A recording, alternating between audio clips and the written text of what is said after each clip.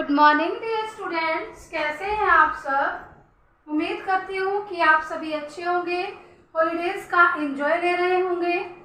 तो बच्चे, आज हम होम साइंस के अंदर यूनिट 7 से करेंगे आय संपूर्ति किसे कहते हैं, आय संपूर्ति के उद्देश्य कौन कौन से होते हैं। तो बच्चा, आज हम कर रहे हैं यूनिट 7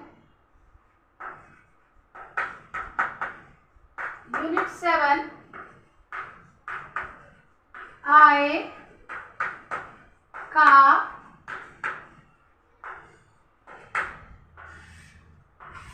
प्रबंधन।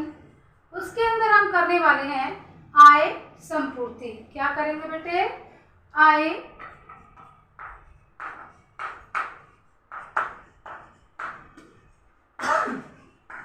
संपूर्ति। संपूर्ति का मतलब क्या होता है? किसी चीज की पूर्ति करना। संपूर्ति का मतलब क्या होता है? किसी चीज की पूर्ति करना, यानी कि उसकी कमी को पूरा करना। पूर्ति मीन्स पूरा करना। अब किसको पूरा करना? आय संपूर्ति। डियर स्टूडेंट्स, अगर हम बात करते हैं, लास्ट लेक्चर में हमने किया था पारिवारिक आय क्या होती है, पारिवारिक आय के क्या क्या स्रोत होते हैं और पारिवारिक आय को कितने भागों में बांटा जाता है, कुल पारिवारिक आय। आज हम डिस्कस करेंगे कि आय संपूर्ति क्या होती है। तो देखिए बेटे, क्या होता है कि प्रत्येक परिवार को इनकम मिलती है, उसको आय प्राप्त होती है। तो प्रत्येक परिवार को जो आय प्राप्त होती है उससे वो क्या करता है? प्रति माह, हर महीने, हर मंथ के एंड में एक क्या बनाता है? बजट बनाता है, जिसके अंदर वह अपने आय को और व्यय को निर्धारित करता है और यह देखता है कि उसके जो खर्चे हैं, उसके जो आय है, जो व्यय है, वह आय से ज्यादा तो नहीं है। अगर जब व्यक्ति के खर्चे आय से ज्यादा हो जाते हैं, फॉर एग्जाम्पल, उदाहरण के लिए मान लीजिए मेरी सैलरी 10,000 रुपये है, ये होगी मेरी आय, ये होगी व्यय, ये खर्चा, ये आय। मान लीजिए जो मेरी सैलरी है वो क्या है? 10,000 रुपये, लेकिन अगर मेरा खर्चा है, मैं खर्चा कर रही हूँ 12,000 रुपये। तो डियर स्टूडेंट्स, यहाँ पर बड़े ध्यान से देखने की जरूरत है कि जो 2,000 रुपये हैं, ये क्या है? 2,000 मेरे लिए घाटा। क्या हो गया? 2,000 का मुझे घाटा हो गया है। तो ये क्या हो गया? घाटे का बजट हो गया। कौन सा बजट कहलाया? ये घाटे का बजट कहलाया। अब बच्चे, मान लीजिए कि मेरी सैलरी 10,000 रुपये है और मेरे खर्चे भी 10,000 रुपये हैं। तो ये कौन सा बजट हो गया? संतुलित बजट। कौन सा बजट हो गया? संतुलित बजट, यानी कि इक्वल हो गया। अब अगर हम बात करते हैं कि मेरी सैलरी 10,000 रुपये है और मेरे जो खर्चे हैं वो 7,000 रुपये के हैं, तो जो 3,000 रुपये बच गए हैं वो क्या हो गए हैं? मेरी बचत के हो गए हैं। तो ये कौन सा बचत हो गया? पहले में बड़े ध्यान से देखना, जिस बच्चे ने इसको समझ लिया है उस बच्चे के लिए आय संपूर्ति बिल्कुल इजी है। मैंने आपको बताया कि प्रत्येक परिवार एक मंथ के एंड में एक बजट बनाता है, जिसके अंदर वो अपने एक्सपेंडिचर एंड इनकम को देखता है। अगर उसके एक्सपेंडिचर इनकम से ज्यादा है, 10,000 रुपये कमाता है, 12,000 उसने किया है, तो 2,000 रुपये से उसका जो बजट है वो घाटे का बजट कहलाता है। अगर 10,000 रुपये कमाता है, 10,000 रुपये खर्च करता है, तो वह उसका संतुलित बजट कहलाता है। अगर 10,000 रुपये कमाता है और 7,000 रुपये देखता है, खर्च करता है, तो 3,000 रुपये उसका क्या होता है? बचत। अब संतुलित उसने देखा कि पहले मंथ में 2,000 रुपये का घाटा हो गया, तो नेक्स्ट मंथ में वो क्या करेगा? उन खर्चों पर क्या करेगा? कंट्रोल करेगा। नेचुरल सी बात है कि 2,000 रुपये ज़्यादा हो गए हैं। तो उसने नेक्स्ट मंथ देखा कि 10,000 रुपये उसकी सैलरी थी, 10,000 का ही खर्चा हुआ है। तो वो क्या हो गया, उसके अंदर क्या हो गया बेटे कि 10,000 रुपये का जो खर्चा था उसने अपनी बहुत सारी आवश्यकताओं को रोका होगा 2,000 रुपये में।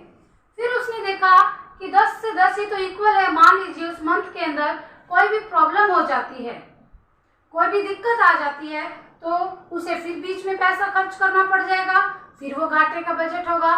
फिर व्यक्ति उस मंथ में भी क्या करता है, अपने खर्चे को कंट्रोल करता है और अपनी आवश्यकताओं को थोड़ा सा रोकता है।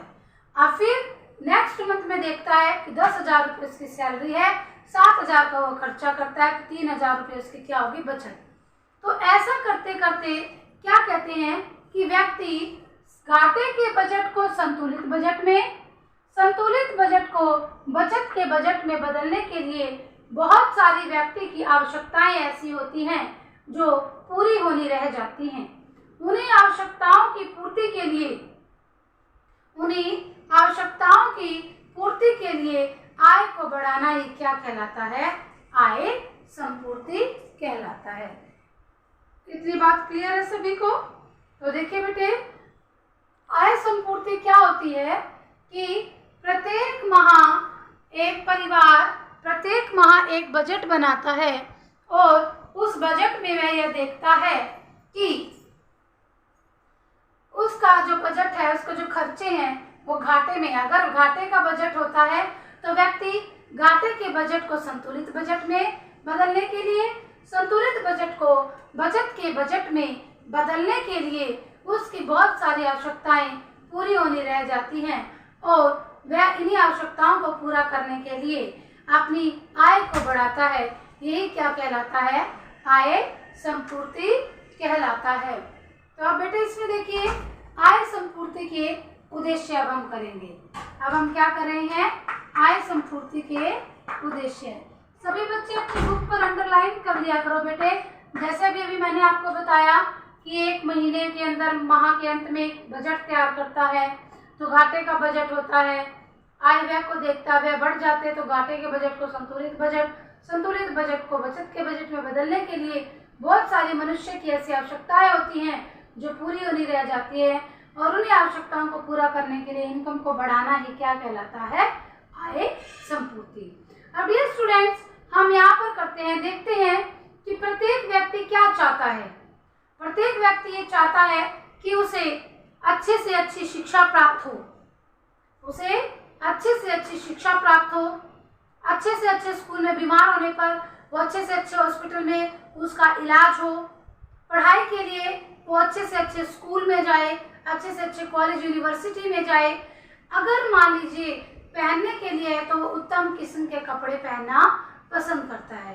तो कहने का मतलब आज के समय में प्रत्येक व्यक्ति अपनी जीविका को, अपने लाइफ स्तर को, अपने जो उसका लिविंग स्टैंडर्ड है वो क्या करना चाहता है, हाई उसमें जीना चाहता है, उच्च जीवन स्तर में जीना चाहता है।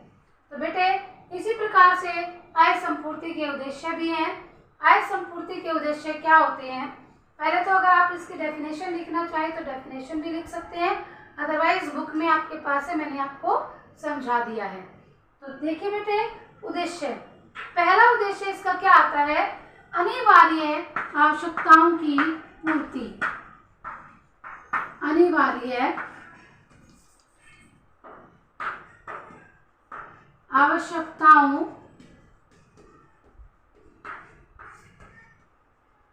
की पूर्ति।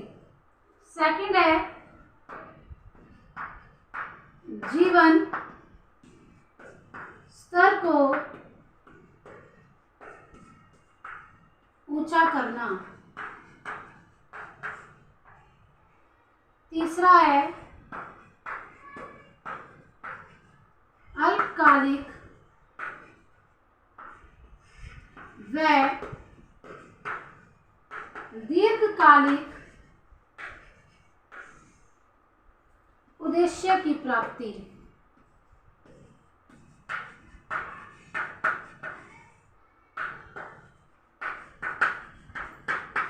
उद्देश्य की प्राप्ति। फोर्थ है भविष्य को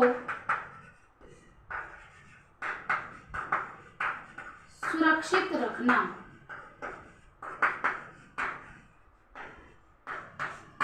ये चार इसके क्या है बेटा जी? उद्देश्य। पहला है अनिवार्य आवश्यकताओं की पूर्ति। बेटे कहते हैं कि आज के समय के अंदर मनुष्य इतना बेबस होता है कि वो अपने आज के समय के अनुसार मनुष्य इतना बेबस होता है कि वह अपनी अनिवार्य आवश्यकताएं रोटी, कपड़ा, मकान आदि के लिए भी पैसा नहीं जुटा पाता। लेकिन मनुष्य क्या करता है कि आय संपूर्ति के द्वारा अपनी इनकम को बढ़ा करके अपनी रोटी, कपड़ा, मकान व शिक्षा जैसी आवश्यकताओं की पूर्ति आसानी से कर सकता है। जीवन स्तर को ऊंचा उठाना। अब कहते हैं कि अपने जीवन स्तर को ऊंचा उठाने के लिए, अर्थात जैसा मैंने कुछ देर पहले भी बताया था इस संपूर्ति के उसमें, कि व्यक्ति ये चाहता है कि उसका जो आज का समय है वो अच्छी शिक्षा ग्रहण करे, उत्तम किस्म के कपड़े पहने, उत्तम क्वालिटी के स्कूल में जाए, उत्तम किस्म के हॉस्पिटल में उसका इलाज हो। तो आज का व्यक्ति अपने जीवन स्तर को ऊंचा उठाना चाहता है और व्यक्ति का जीवन स्तर में ऊंचा उठाने के लिए आय संपूर्ति की एक महत्वपूर्ण भूमिका होती है। यदि व्यक्ति अपनी इनकम को बढ़ाएगा, अपने इनकम के सोर्स को बढ़ाता है, तो वह अपने जीवन स्तर को भी ऊंचा उठाने में जरूर सक्षम होता है। अल्पकालिक व दीर्घकालिक उद्देश्यों की प्राप्ति।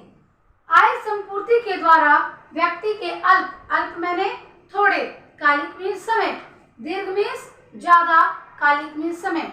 जो व्यक्ति के थोड़े समय के लिए जो उद्देश्य होते हैं या लंबे समय के लिए जो उद्देश्य होते हैं, उन उद्देश्य की पूर्ति भी आय संपूर्ति के द्वारा ही संभव है।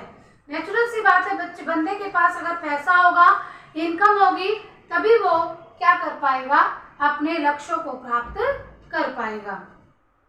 भविष्य को सुरक्षित रखने के लिए अब कहते हैं बेटे कि बंदे का जो फ्यूचर है उसको सिक्योर रखने के लिए भी व्यक्ति क्या करता है? इनकम को बढ़ाता है।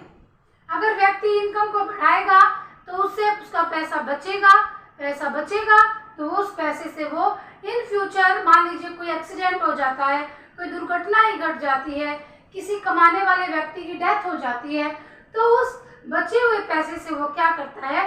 अपने फ्यूचर को सिक्योर रख सकता है। तो डियर स्टूडेंट्स, मैं उम्मीद करती हूँ कि आय संपूर्ति क्या होती है, आय संपूर्ति के उद्देश्य क्या होते हैं, आप सभी को अच्छे से समझ में आए होंगे।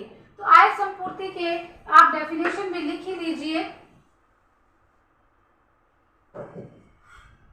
आय संपूर्ति की डेफिनेशन भी आप लिख लीजिए।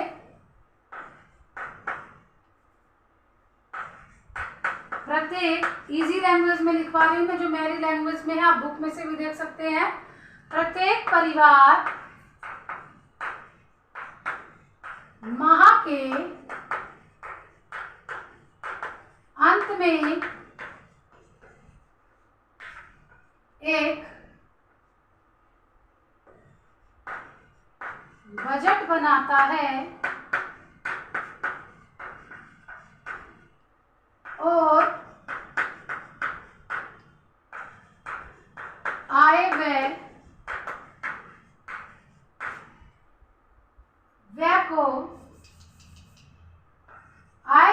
को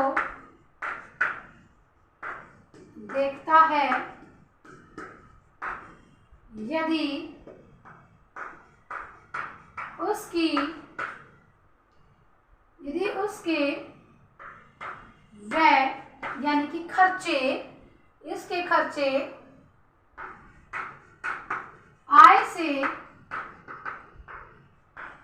ज्यादा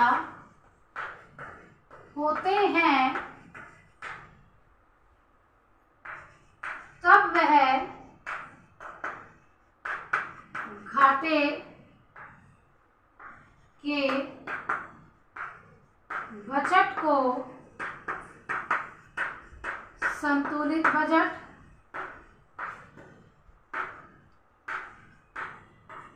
व संतुलित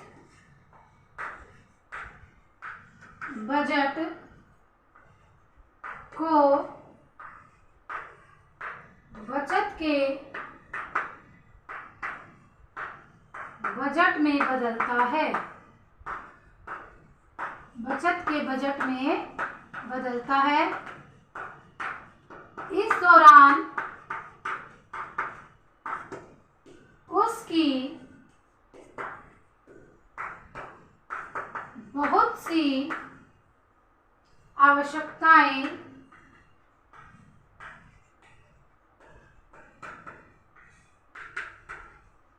पूरी होनी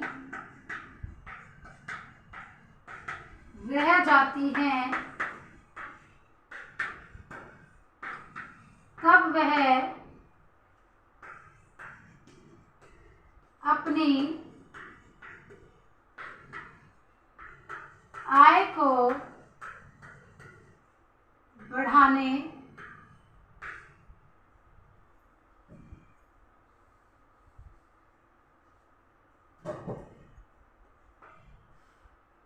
का प्रयास करता है। उसे ही आय संपूर्ति कहते हैं।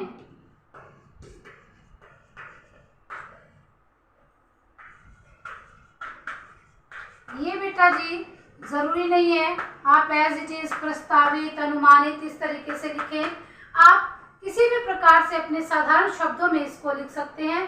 तो डियर स्टूडेंट्स, आज का टॉपिक हमारा यहीं पर खत्म होता है।